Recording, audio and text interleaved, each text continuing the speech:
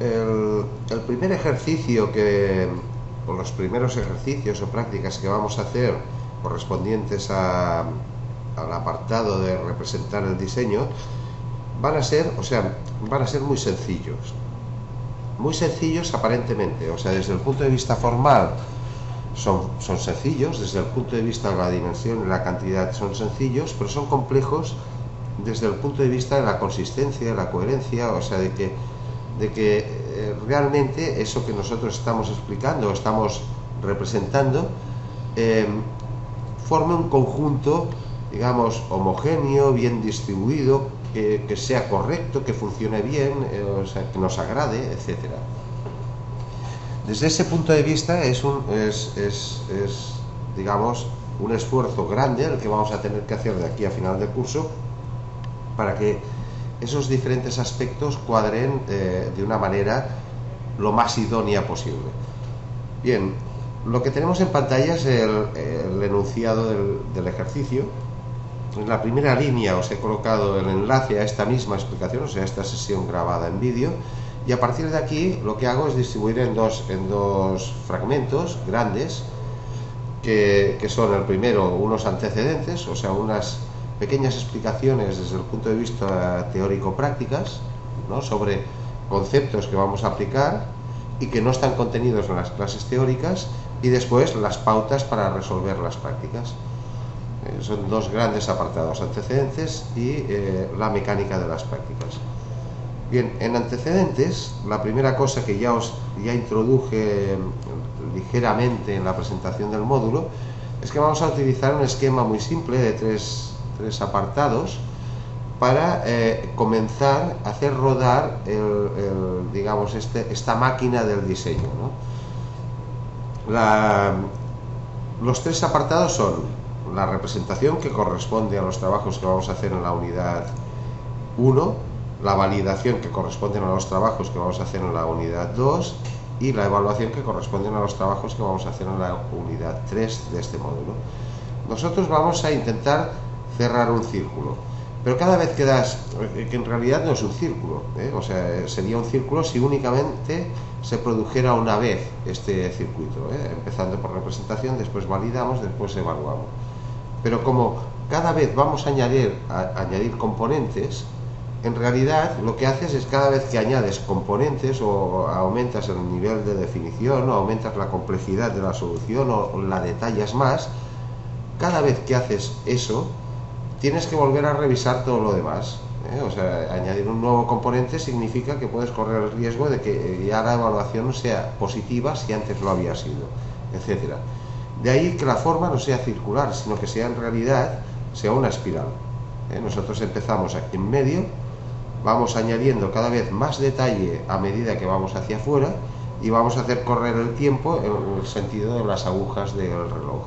Entonces, tiempo y detalle van haciendo que, bueno, que nuestro proceso vaya evolucionando según una espiral que cada vez aumenta en detalle a medida que va pasando el tiempo, pero que te va a ir obligando a revisar continuamente los apartados que previamente ya tenías resueltos, ¿no? Es quizás la forma gráfica que mejor explica este proceso iterativo, incremental, en el cual de poco a mucho vas evolucionando en el diseño de tu aplicación, ¿no? Lo importante es no comprometer mucho trabajo en ninguna fase.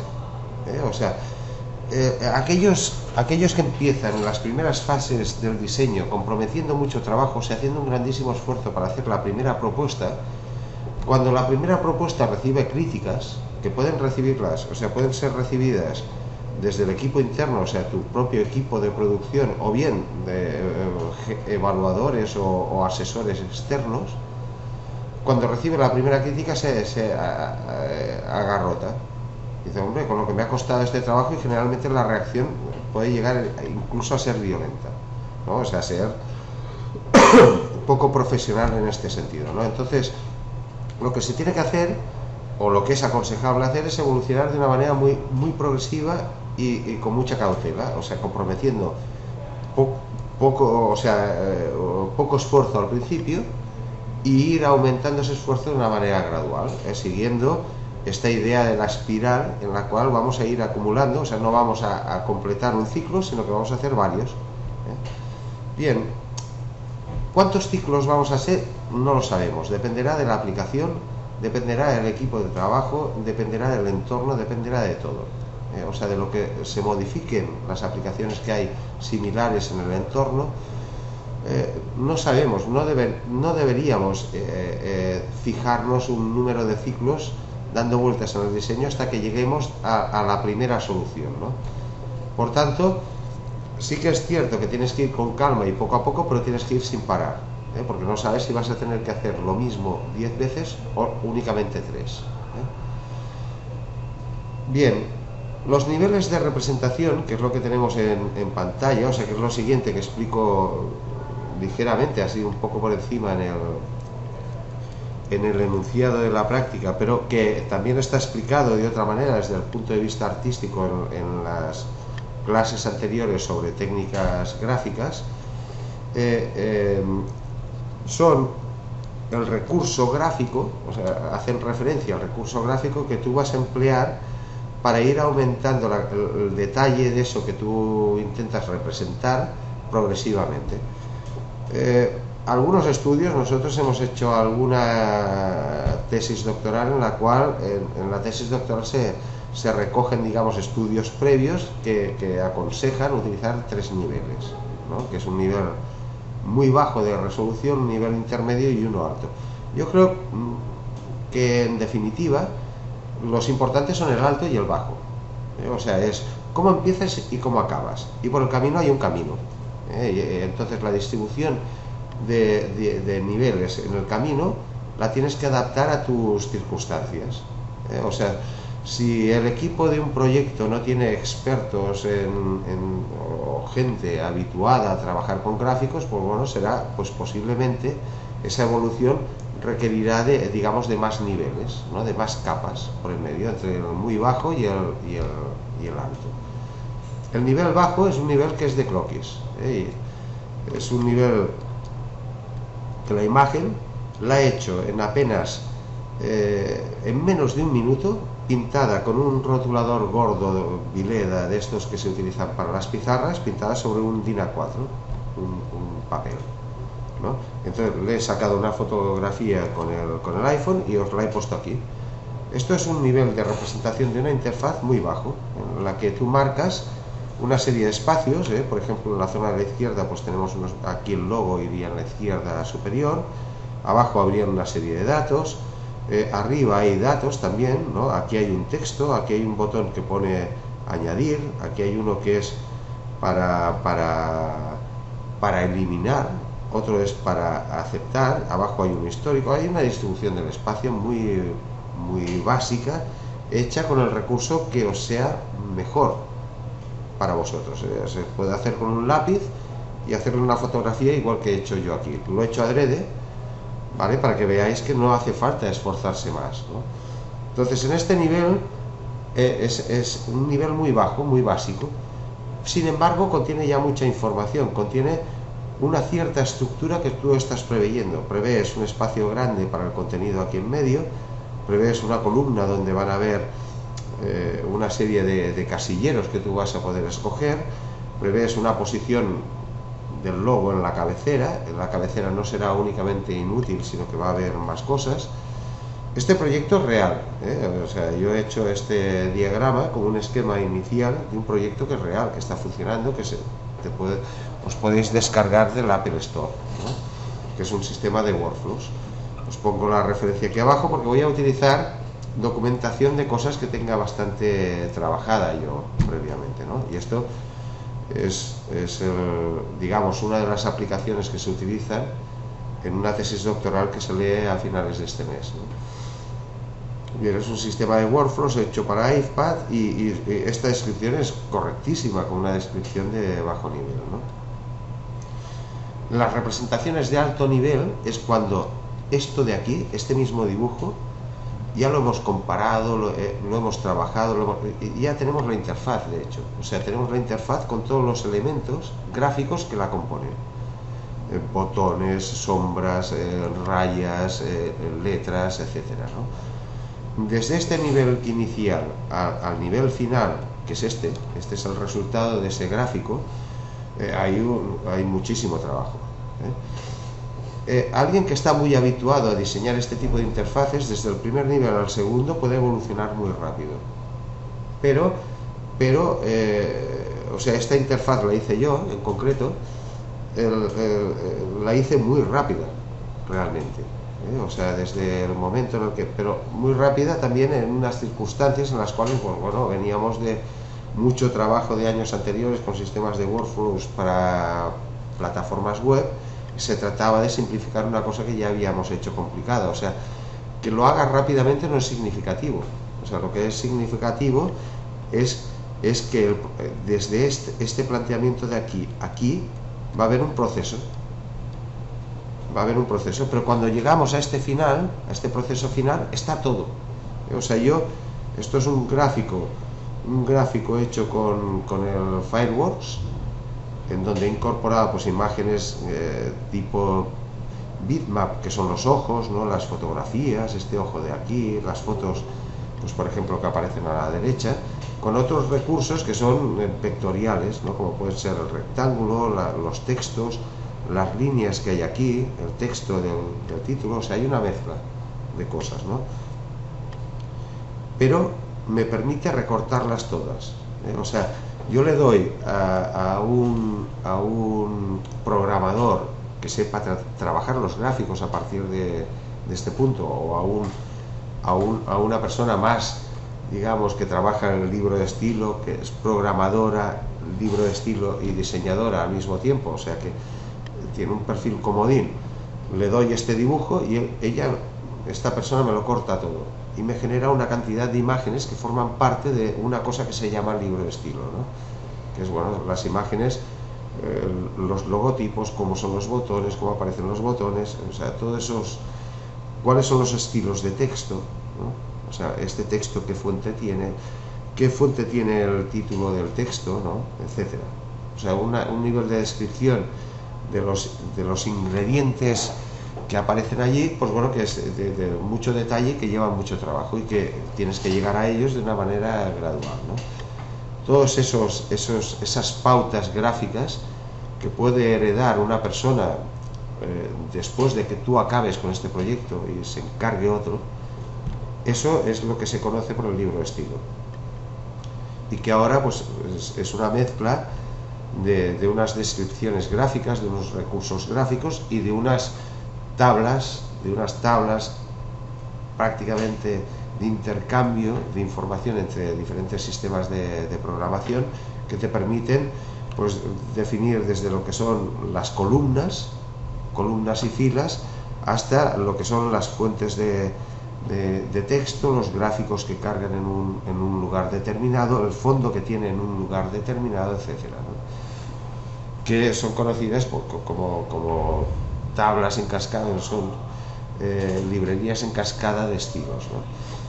Pues bien, este sería el final. Este final lo tenéis que producir o sea, lo tenéis que dar al final del curso, y hasta ese momento será un proceso iterativo, o sea, entre estos dos gráficos debe circular esfuerzo, tiempo, dedicación. Lo que interesa es no fallar para no tener que volver para atrás, y por tanto lo que comprometes en cada etapa, en cada nueva versión, es muy poquito.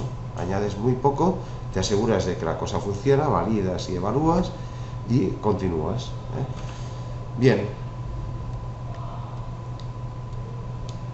este proceso, si os acordáis de este gráfico por haber visto en las clases, es un proceso que tiene un origen artístico, es un proceso, digamos, de definición formal, muy estándar, muy conocido, muy clásico.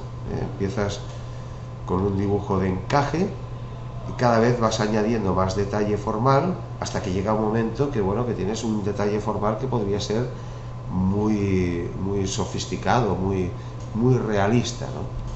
Entonces, el nivel en donde te quedas, más abstracto a la izquierda, más concreto y naturalista o realista a la derecha, lo decides tú, depende de aquello que tú quieras, o sea, del objetivo que persigas con esa aplicación, del tipo de público al que vaya destinado, de qué contenidos maneja, etcétera. O sea, hay varias variables, ¿no? Bien, la estructura. O sea, una cosa es, vamos a pintar nuestra aplicación en imágenes, pero bueno, nuestra aplicación tiene que tener una estructura por detrás. O sea, detrás de este gráfico de aquí hay una estructura. La estructura se refiere siempre a la información, o sea, no a cómo aprietas ni cómo ocurren las cosas, no, a la información. O sea, ¿qué información hay detrás de qué información, ¿no? O sea, en general, una manera fácil de abordar la estructura desde el principio es como un árbol de menús, o sea, o el mapa web. En general, el mapa web de muchísimas páginas, de la mayoría, es un árbol de menús, es un árbol de opciones, como el que os he puesto aquí. O sea, esta imagen de aquí queda relacionada con este árbol de menús de aquí.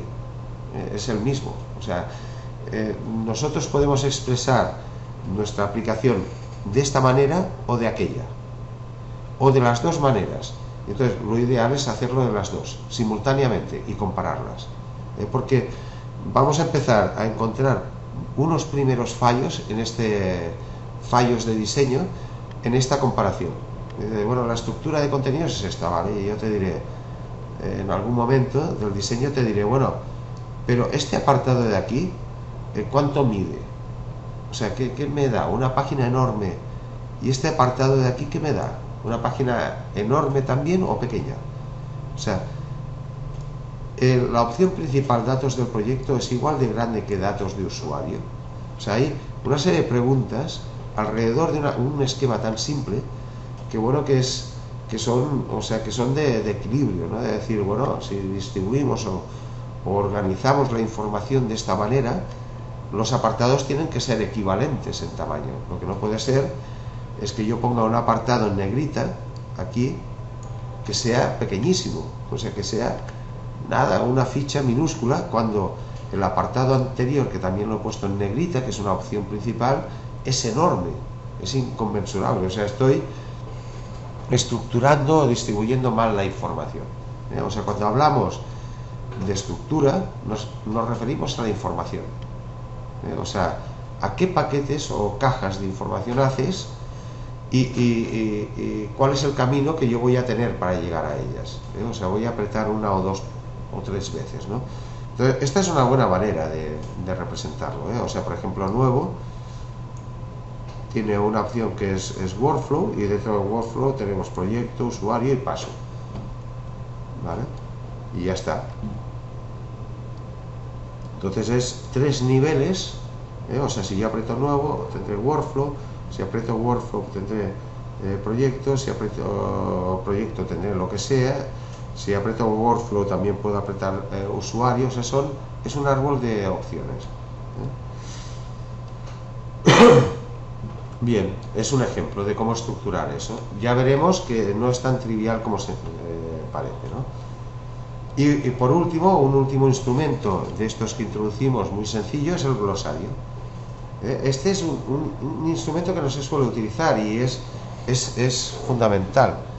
¿Por qué? Porque el uso que vamos a hacer de los términos dependerá mucho del objetivo que pretendas utilizando esos términos, ¿no? Por tanto, tenemos que prever que nosotros, o sea, que la persona que va a leer el trabajo que nosotros vamos a hacer va a entender una cosa diferente por un término de la que nosotros queremos expresar.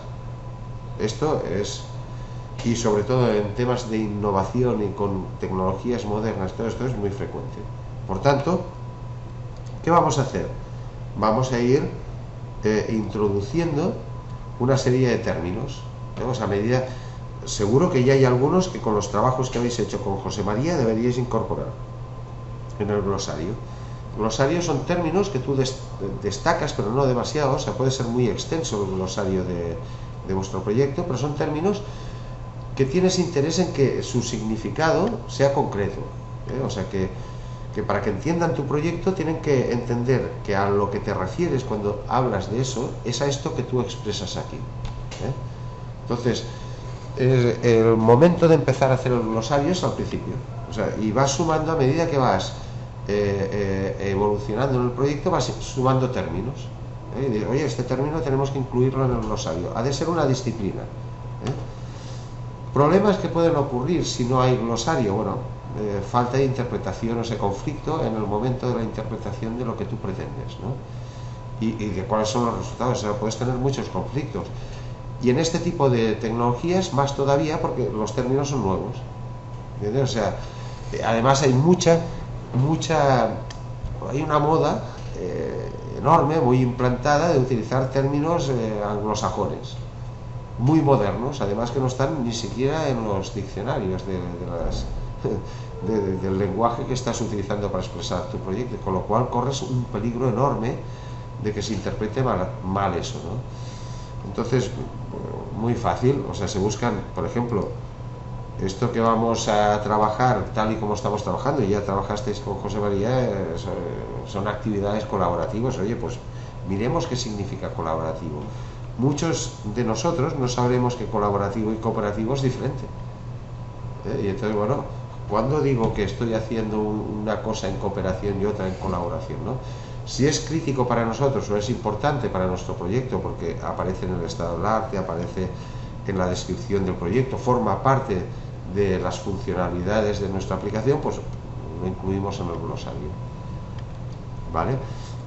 Yo os aconsejo hacer el glosario con alguna herramienta, porque si no, ordenar alfabéticamente o por otros criterios va a ser, yo lo haría con el Excel, prevería una serie de columnas que es por donde tú vas a querer ordenar. Si quieres ordenar alfabéticamente, ordenas alfabéticamente, y si no, pues ordenas pues por otros criterios que pueden tener interés para ti en un momento determinado, y vas incorporando progresivamente.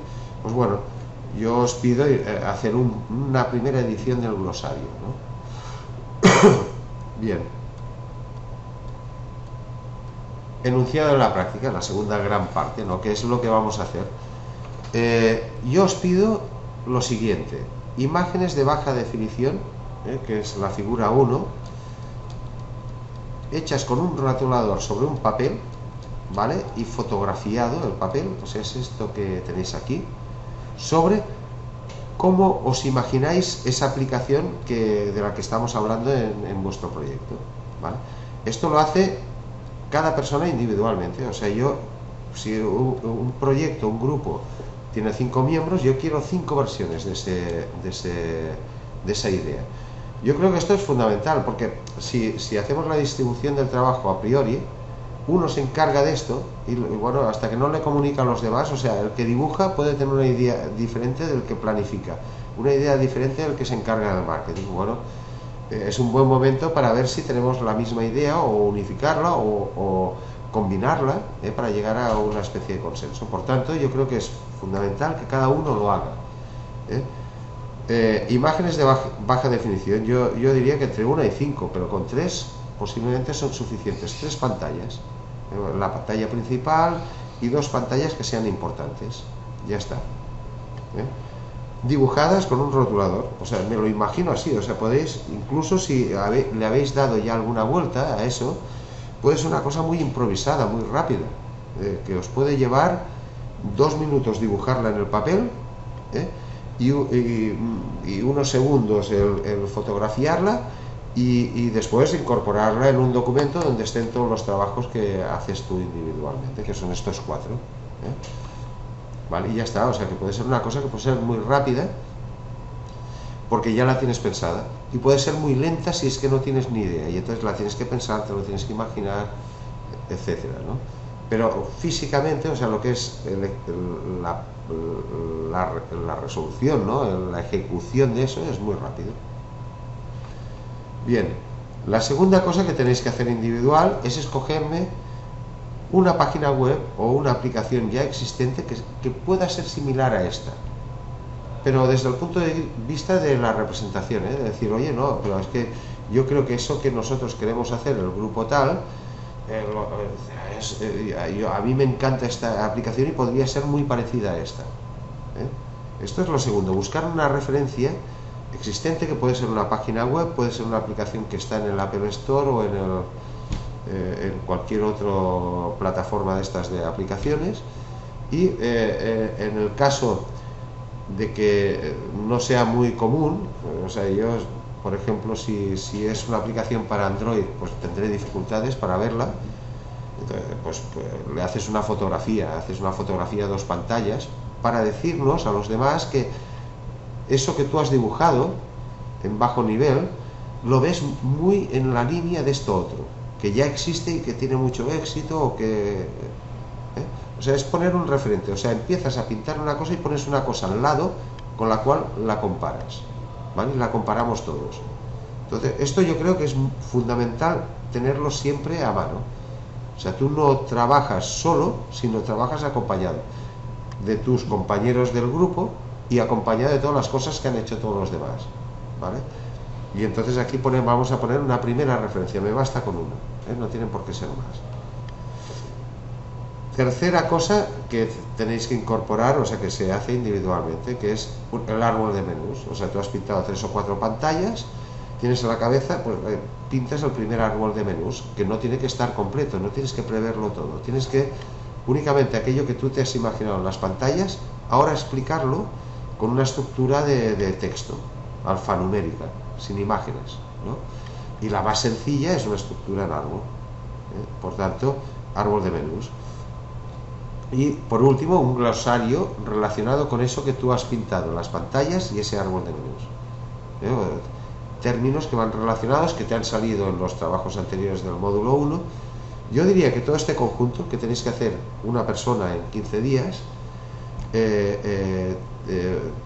tiene que ser, pues bueno, un par de páginas para el apartado 1, de páginas, depende de la escala o del tamaño con la que dejéis las imágenes, ¿vale? Pero yo diría que 3 imágenes están bien. En el peor de los casos son 3 páginas. El enlace es una línea, y si pones la línea del enlace y una imagen o 2 imágenes, serán una página más. El árbol de menús es una página como mucho, y el glosario es una página como mucho. Yo os pido entre 10 y 20 términos, no más.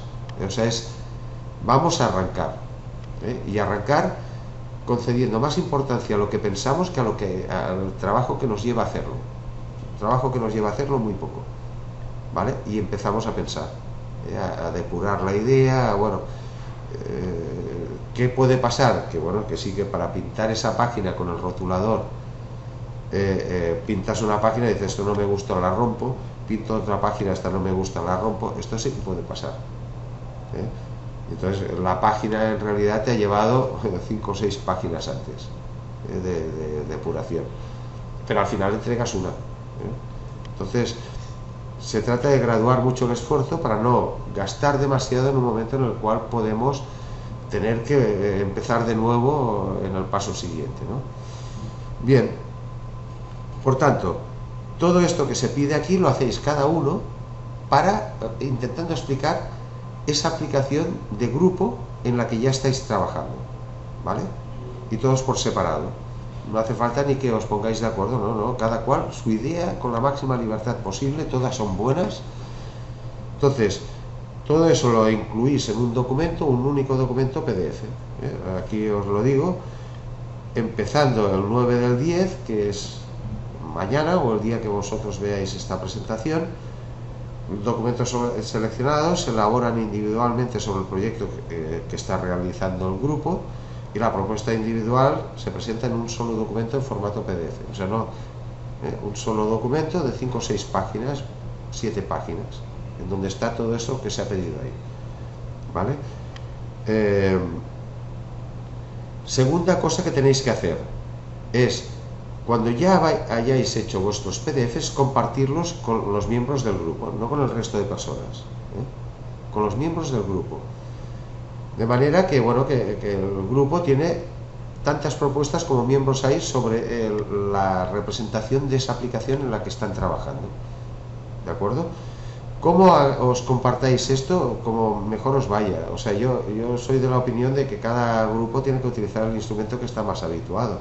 Si queréis utilizar, pues yo qué sé, el Dropbox, fantástico. Si queréis utilizar, pues el Google Plus o cualquier otra red social para compartir, o otro instrumento que tengáis a mano, yo no entro. O sea, lo que sí que es importante es que antes del día 22 del 10 hayáis compartido esa información.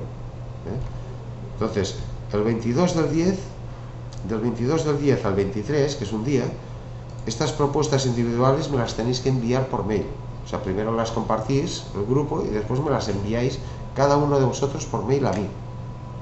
Si veo que es mejor que no me lo enviéis por mail y busco una alternativa diferente para no recibir tanto correo, ya os lo comunicaré con un mail, ¿vale? Pero en principio me enviáis el PDF de cada uno de vosotros, me lo enviáis a mí. ¿Para qué el día 22? Para que el día 23 yo las tenga disponibles, o sea, haya podido echar un vistazo a lo que habéis propuesto cada grupo, ¿no? Bien, el día 23 es cuando tenemos la clase presencial, entonces, donde trabajaremos estas propuestas, ¿vale? Esta primera, más que el acertar con el criterio, es el poder empezar a conversar nosotros y a introducir términos, ¿no? Glosario propio del diseño operativo, no tanto conceptual, sino el operativo, que nos va a ayudar a llegar a esa solución final, que es un objeto, ¿no? Es un producto concreto, ¿no? Un producto, un servicio concreto.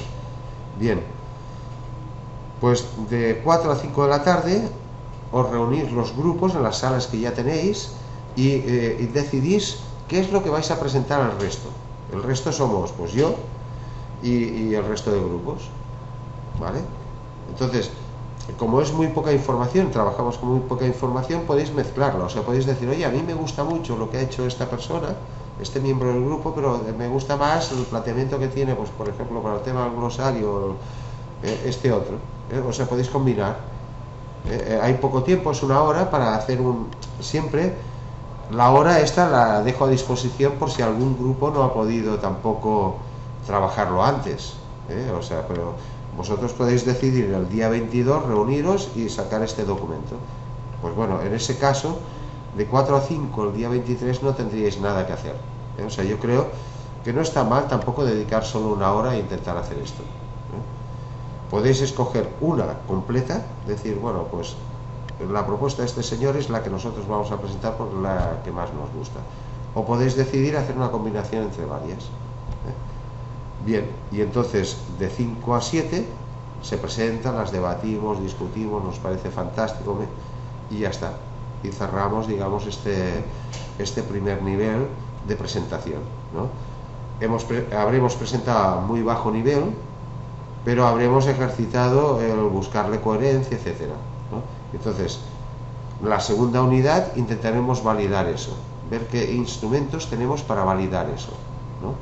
Y entonces ya veremos que cuando intentas validarlo vas a tener que cambiar la representación, o sea, no hace falta dar toda la vuelta para saber que tienes que modificar el paso anterior, Entonces vamos a ir jugando a este juego y aumentando la calidad, digamos, de la propuesta poco a poco, de manera progresiva, y acomodándonos a los instrumentos que podemos utilizar para hacer cada una de estas tareas, ¿no? Pues bueno, espero que quede claro el funcionamiento. Yo creo que es muy sencillo, y sencillo la mecánica, ya veréis que es complicado de resolver, es una tarea difícil diseñar aplicaciones y bueno, pero por difícil no significa que sea. Tiene una gran ventaja porque aquello que os explicaba antes, que en cantidad de contenido es corto, es poco, pesa poco, ¿vale? Es difícil, bien, pero al pesar poco y ser difícil puede llegar a ser divertido, o sea, lo puedes convertir fácilmente en divertido. O sea, no llega a ser tedioso, o sea, tediosa sería una tarea en la cual tú tienes que repetir muchas veces y escribir muchas páginas con descripciones muy aburridas, ¿no? Y picando muchas veces el texto. No, aquí no, esto no ocurre, no es tedioso, o sea, no es extenso, tedioso, no, es al contrario, es muy concreto, muy cortito, pero difícil de resolver bien, O sea, siempre encuentras fallos, esto no está bien, esto no se ajusta, entonces lo vas modificando. Si a eso le coges el gusto, pues acaba siendo un placer, ¿eh? O sea, en general, las personas que nos dedicamos al diseño obtenemos placer de esta actividad, ¿eh? De otras quizás no, ¿eh? Pero de esta acabas obteniendo, o sea, es una actividad que puede llegar a ser adictiva incluso, ¿no? O sea, y vocacional, pero vocacional no significa que esta tendencia vocacional la tengas que tener previamente, sino que la puedes haber adquirido a base de haber cogido, digamos, gusto a hacer una tarea de este tipo, ¿no? Entonces, yo creo que lo más importante de todo es que no sufráis, que os lo paséis bien haciéndolo, porque podría darse el caso de que alguna persona que nunca hubiera pensado que se podía dedicar a diseñar aplicaciones de este tipo tenga unas grandísimas cualidades, alguno de vosotros, para hacerlo. Y eso no lo va a descubrir si no consigue hacerlo con cierto placer. Y no tiene por qué ser necesariamente una persona de formación artística o de diseño. O sea, hay casos muy sorprendentes de personas que son muy buenos diseñadores con formaciones previas técnicas. Y por tanto no hay que, digamos, que poner clichés o estereotipos a priori y intentar pues acceder a este tipo de actividad con el máximo disfrute posible. Venga, pues nos vemos en la siguiente sesión grabada. Hasta pronto, y cualquier duda me enviáis un mensaje.